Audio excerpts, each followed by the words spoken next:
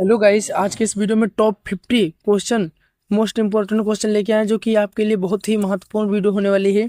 Video बिल्कुल भी skip नहीं करना। चलिए वीडियो शुरू करते हैं। आपका पहला प्रश्न है, दुनिया का सबसे ऊंचा ज्वालामुखी कौन सा है?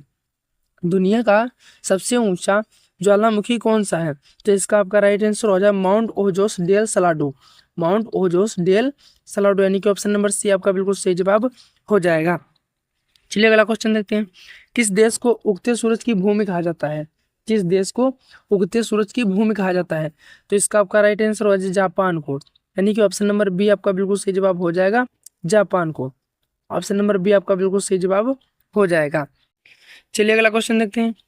कौन सा देश दो महाद्वीपों में स्थित है? कौन सा देश दो महाद्वीपों में स्थित है?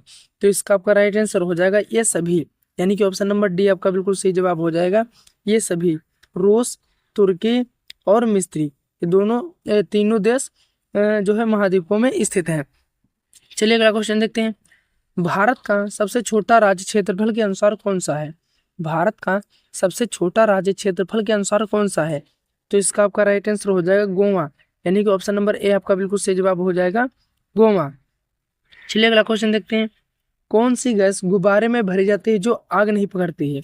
कौन सी गैस गुब्बारे में भरी जाती है जो आग नहीं पकड़ती है?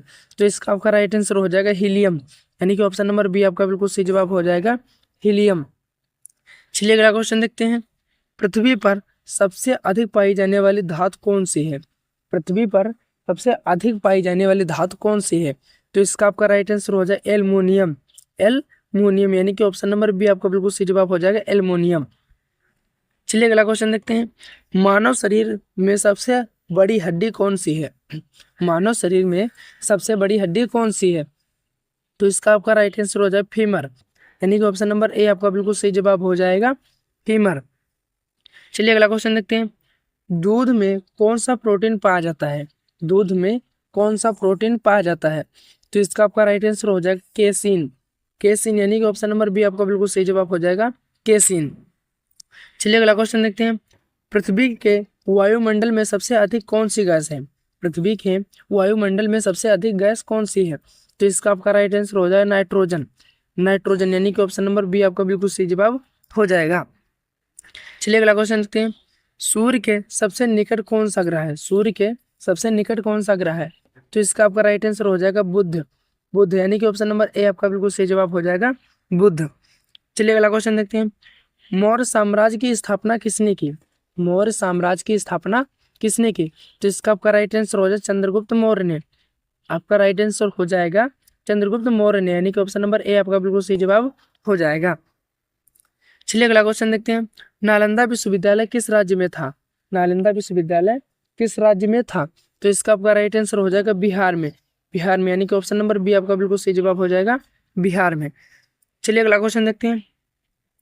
दीन ए इलाही धर्म किसने शुरू किया? दीन ए इलाही धर्म किसने शुरू किया? तो इसका आपका राइट आंसर हो जाएगा अकबर ने। ऑप्शन नंबर ए आपका बिल्कुल सही जवाब हो जाएगा, अकबर ने शुरू किया था। चलिए अगला क्वेश्चन देखते हैं।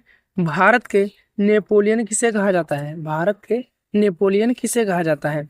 तो इसका आपका राइट आंसर हो जाएगा समुद्रगुप्त को, समुद्रगुप्त को, यानी कि ऑप्शन नंबर बी आपका बिल्कुल सही जवाब हो जाएगा, समुद्रगुप्त को।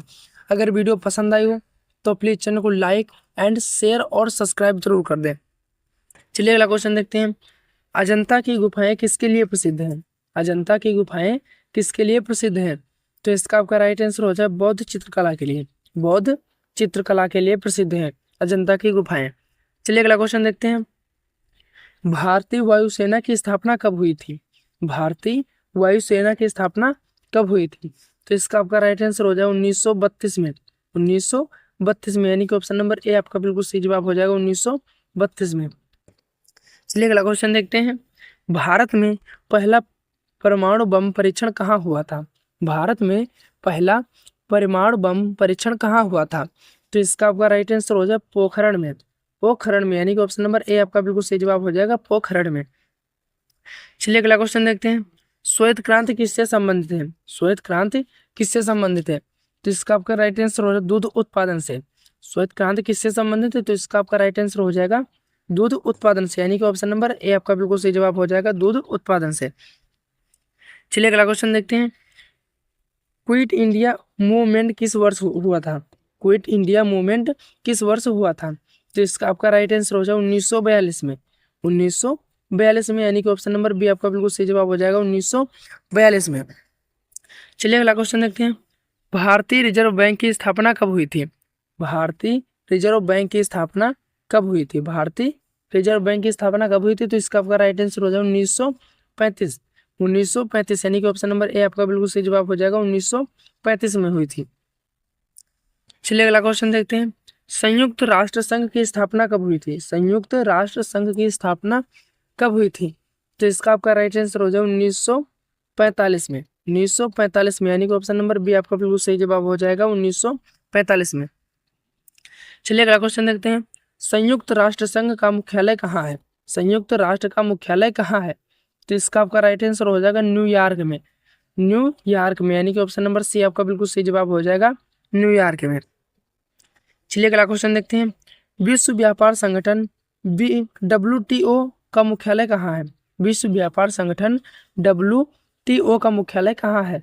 तो इसका आपका राइट आंसर हो जाएगा जिनेवा में, यानी कि ऑप्शन नंबर बी आपका बिल्कुल सही जवाब हो जाएगा जिनेवा में। चलिए अगला क्वेश्चन देखते हैं। अंतर्राष्ट्रीय न्यायालय कहाँ स्थित है? अंतर्राष्ट्रीय न्यायालय कहाँ स्थित है? तो इसका आपका राइट आंसर हो जाएगा हेग में। हेग में, यानी कि ऑप्शन नंबर ए आपका बिल्कुल सही जवाब हो जाएगा हेग में। चलिए अगला क्वेश्चन देखते हैं। विश्व स्वास्थ्य संगठन WHO की स्थापना किस वर्ष हुई? विश्व स्वास्थ्य संगठन WHO की स्थापना किस वर्ष हुई? तो इसका आपका राइट आंसर हो जाएगा 1948 में। राइट आंसर हो जाएगा 1948, यानी कि ऑप्शन नंबर बी आपका बिल्कुल सही जवाब हो जाएगा 1948 में। चलिए अगला क्वेश्चन देखते हैं। भारत में आयकर की शुरुआत किसने की थी? भारत में आयकर की शुरुआत किसने की थी? तो इसका आपका राइट आंसर हो जाए ब्रिटिश सरकार ने। ब्रिटिश सरकार ने, यानी कि ऑप्शन नंबर ए आपका बिल्कुल सही जवाब हो जाएगा ब्रिटिश सरकार ने। अगर वीडियो पसंद आई हो तो प्लीज चैनल को like and share and subscribe जरूर करें। चलिए अगला क्वेश्चन देखते हैं। मुद्रा की स्थिरता किस पर निर्भर करती है? मुद्रा की स्थिरता किस पर निर्भर करती है? तो इसका आपका राइट आंसर हो जाएगा उपरोक्त सभी, यानी कि सोने के भंडार भी, अर्थव्यवस्था की स्थिति भी और जनता का विश्वास भी, यानी कि उपरोक्त सभी। ऑप्शन नंबर डी आपका बिल्कुल सही जवाब हो जाएगा उपरोक्त सभी। चलिए अगला क्वेश्चन देखते हैं। काला सोना किसे कहा जाता है? काला सोना किसे कहा जाता है? तो इसका आपका राइट आंसर हो जाएगा पेट्रोलियम को, यानी कि ऑप्शन नंबर बी आपका बिल्कुल सही जवाब हो जाएगा पेट्रोलियम को काला सोना कहा जाता है। चलिए अगला क्वेश्चन देखते हैं। विनिमय दर किससे संबंधित है? विनिमय दर किससे संबंधित है? तो इसका आपका राइट आंसर हो जाएगा रुपए और विदेशी मुद्रा। रुपए और विदेशी मुद्रा, यानी कि ऑप्शन नंबर बी आपका बिल्कुल सही जवाब हो जाएगा रुपए और विदेशी मुद्रा से विनिमय दर संबंधित है। चलिए अगला क्वेश्चन देखते हैं। अवार्ड किस क्षेत्र में जुड़ा है? अवार्ड किस क्षेत्र से जुड़ा है? अवार्ड किस क्षेत्र से जुड़ा है? तो इसका आपका राइट आंसर हो जाएगा कृषि और ग्रामीण विकास से। कृषि और ग्रामीण विकास से, यानी कि ऑप्शन नंबर ए आपका बिल्कुल सही जवाब हो जाएगा कृषि और ग्रामीण विकास से। चलिए अगला क्वेश्चन देखते हैं। भारत का पहला उपग्रह कौन सा था? भारत का पहला उपग्रह कौन सा था? तो इसका आपका राइट आंसर हो जाएगा आर्यभट्ट, यानी कि ऑप्शन नंबर बी आपका बिल्कुल सही जवाब हो जाएगा आर्यभट्ट। चलिए अगला क्वेश्चन देखते हैं। ग्रीन हाउस प्रभाव के लिए कौन सी गैस मुख्य रूप से जिम्मेदार है?